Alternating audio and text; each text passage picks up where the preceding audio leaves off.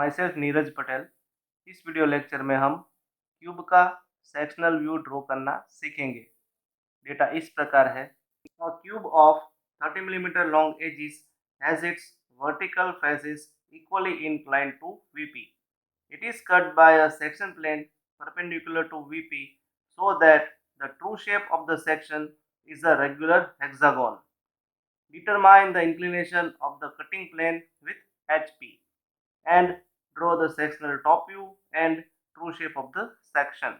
तो यहाँ पर एक क्यूब दिया गया है जिसकी सभी एजिस का मेजरमेंट 30 मिलीमीटर है और इस क्यूब की जो वर्टिकल फेसिस है वो वर्टिकल प्लेन के साथ एक समान एंगल बना रही है और ये क्यूब एक सेक्शन प्लेन से कट हो रहा है जो कि वर्टिकल प्लेन के साथ परपेंडिकुलर है और ये क्यूब कट होने के बाद इसका जो ट्रू शेप हमें मिलेगा वो रेगुलर हेक्सागोन मिलेगा। तो ये सेक्शन प्लेन हॉरिजॉन्टल प्लेन के साथ जो एंगल बनाएगा उसे हमें फाइंड करना है। तो इस कंडीशन को लेकर हमें इस क्यूब का सेक्शनल टॉप व्यू और ट्रू शेप ड्रॉ करना है। यहाँ पर हमें एज्यूम करना पड़ेगा कि ये क्यूब है वो फर्स्ट क्वाड्रेंट में रेस्ट हो रहा है। तो फर्स्ट क्वाड्रेंट के थियरी के मुताबिक एक्स वाई लाइन से ऊपर वर्टिकल प्लेन होगा और एक्स वाई लाइन से नीचे हॉरिजॉन्टल प्लेन रहेगा। और साथ ही हमें ये एज्यूम करना है कि ये क्यूब है वो अपने बेस पर हॉरिजॉन्टल प्लेन पर रेस्ट हो रहा है। तो उसकी जो चार एज ऑफ बेसिस होगी वो वर्टिकल प्लेन के साथ एक समान एंगल बना रही है, यानी कि ये चारों एजिस है वो वर्टिकल प्लेन के साथ 45 डिग्री का एंगल बनाएगी। तो इस कंडीशन से अगर हम इस क्यूब का टॉप व्यू देखें तो हमें एक 30 मिलीमीटर साइज का स्क्वायर नज़र आएगा और फ्रंट व्यू में हमें एक रेक्टेंगल नज़र आएगा। तो इस प्रॉब्लम की शुरुआत हम इस क्यूब का टॉप व्यू ड्रॉ करके करेंगे। तो सबसे पहले हम हॉरिजॉन्टल प्लेन पर 30 मिलीमीटर साइज का 45 डिग्री के एंगल पर एक स्क्वायर बनाएंगे।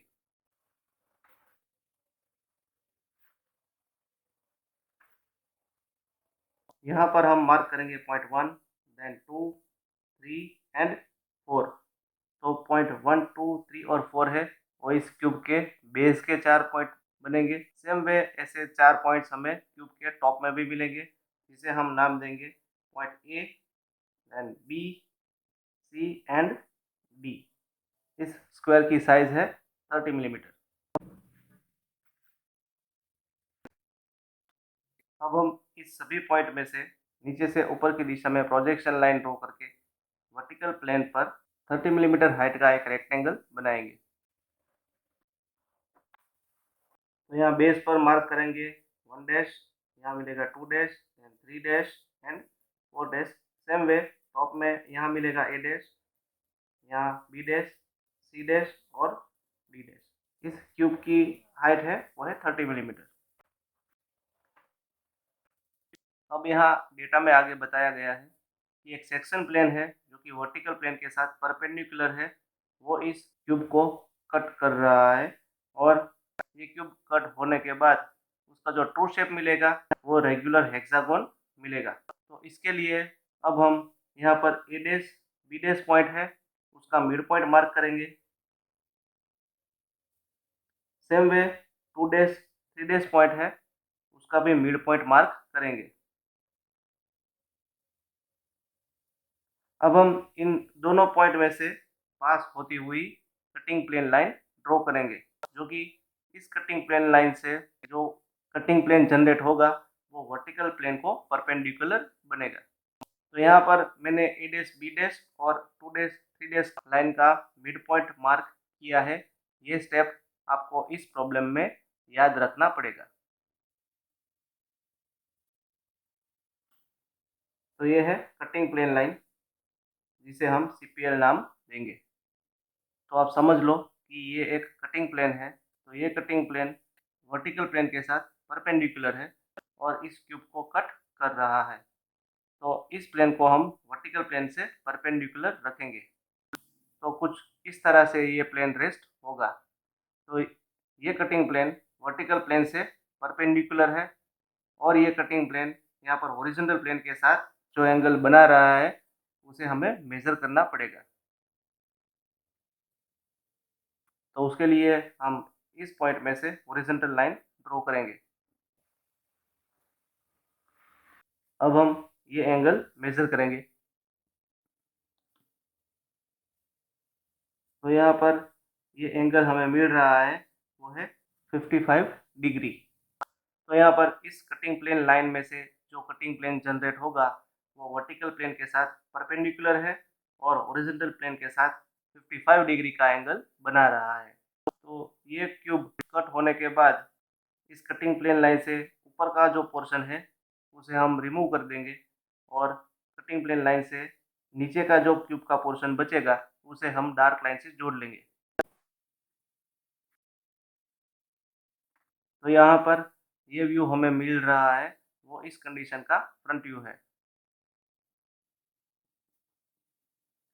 अब हम सेक्शनल टॉप व्यू ड्रॉ करेंगे। तो इसके लिए ये कटिंग प्लेन लाइन यहाँ पर क्यूब पर जिस पोर्शन पर टच हो रही है वहाँ हम नाम देंगे। तो यहाँ हम मार्क करेंगे P1 डैश, यहाँ मिलेगा P2 डैश और यहाँ मिलेगा P3 डैश। अब हम P1 डैश, P2 डैश और P3 डैश को टॉप व्यू में ट्रांसफ़र करेंगे। तो सबसे पहले हम P1 डैश में से नीचे की दिशा में प्रोजेक्शन लाइन ड्रॉ करेंगे। तो यहाँ P1 डैश है वो A डैश, B डैश और A dash, D dash points के बीच में है। तो सेम वे टॉप व्यू में हमें A और B के बीच में यहाँ मिलेगा point P1, same way A और D के बीच में यहाँ मिलेगा point P1। Then point P2 dash है वो एज 2 डैश B डैश और 4 डैश D डैश के बीच में है। तो टॉप व्यू में हमें पॉइंट P2 है वो 2B पर मिलेगा, सेम वे 4D पर मिलेगा। देन पॉइंट P3 डैश में हम नीचे की दिशा में प्रोजेक्शन लाइन ड्रॉ करेंगे। तो पॉइंट P3 डैश है वो पॉइंट 2 डैश 3 डैश और 3 डैश 4 डैश के बीच में है। तो टॉप व्यू में हमें 2 और 3 के बीच में यहाँ मिलेगा पॉइंट P3 और 3 और 4 के बीच में यहाँ मिलेगा पॉइंट P3। यहाँ पर इस कटिंग प्लेन लाइन से पॉइंट P3 डैश से राइट साइड का जो पोर्शन है वो कट हो गया है, इसलिए P3 डैश से लेफ्ट साइड का जो पोर्शन बचेगा उसे हमने यहाँ पर डार्क लाइन से ड्रॉ किया है। तो सेम वे टॉप व्यू में भी हम ये पॉइंट P3 और ये पॉइंट P3 से लेफ्ट साइड की दिशा का जो क्यूब का पोर्शन मिलेगा उसे हम डार्क लाइन से जोड़ लेंगे।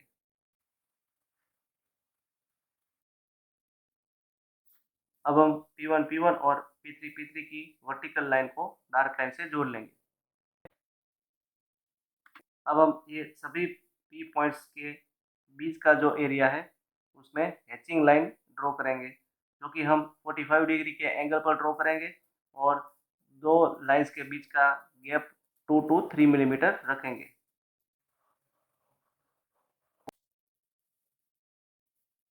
तो यहाँ पर ये हैचिंग वाला पार्ट्स है वो कट सरफेस एरिया है।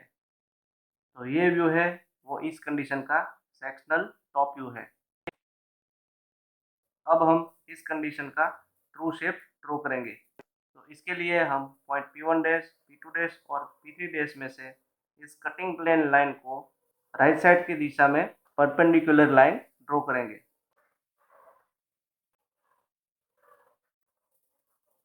अब यहाँ पर हम इस कटिंग प्लेन लाइन को पैरेलल लाइन ड्रॉ करेंगे।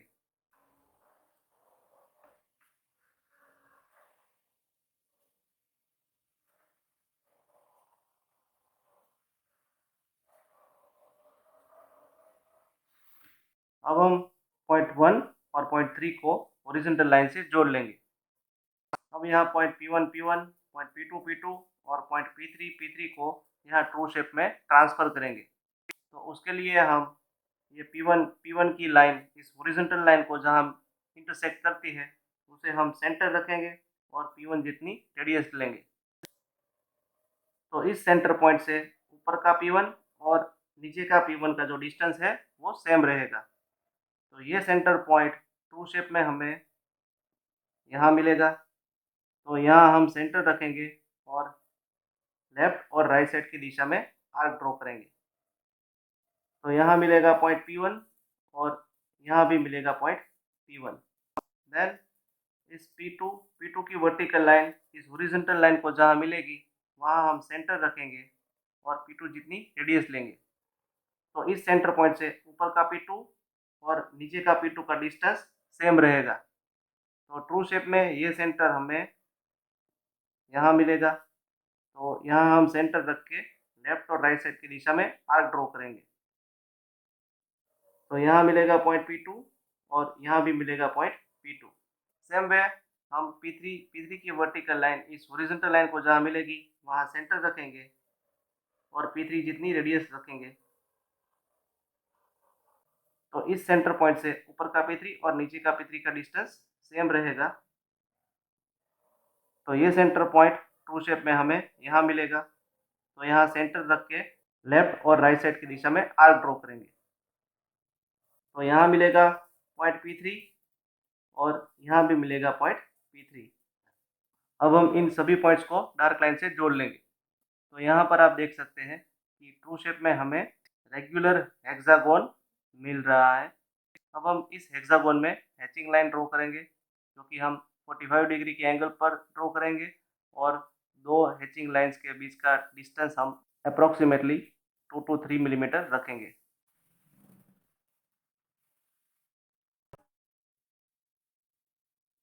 तो यहाँ पर ये रेगुलर हेक्सागोन हमें मिल रहा है, वो इस कंडीशन का ट्रू शेप है। तो इसी के साथ ही सेक्शन ऑफ क्यूब का ये प्रॉब्लम यहाँ कंप्लीट हो गया। Thank you very much.